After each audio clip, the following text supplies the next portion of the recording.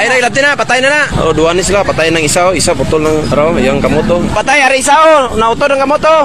Pilit pang ginigising ng sundalong si Private First Class Ronnie Bacag ang kanyang 18 taong gulang na anak na si Dave Hart Sulaiman Bacag habang iniinda ang sakit ng pagkaputol ng kanyang braso sa nangyaring malagim na aksidente sa barangay Noa Magpet, Cotabato pasado alas 9 ng umaga kahapon. Pawang mga residente ng Sitio Cantimon, Barangay Libertad, Arakan, Cotabato ang mag-ama na bumiyahe papuntang Kidapawan nang masangkot sa aksidente. Dead on the spot ang binatang si Dave matapos tumilapon silang magtatay sa ginagawang simbahan ng Church of Christ. Nag-overshoot ang motorsiklo at bumangga sa mga metal tubulars at mga yerong gagamitin sa ginagawang simbahan. Sa lakas ng impact ay maliban sa pagkasawi ni Dave at pagkaputol ng braso ng tatay nito ay nadamay din ang construction worker na isinugod din sa ospital ng rescuers ng MDRRM. Batay sa impormasyon sa ilang residente, posibleng nakatulog umano ang binata dahil pareho silang puyat sa lamay ng kanilang kaanak. Pero sa report ng Magpet PNP,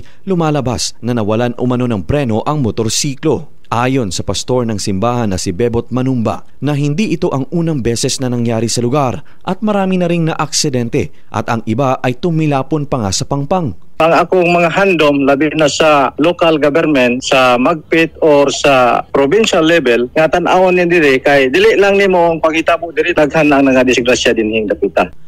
Luigi Alan Totor, NDBC, Pida Balita.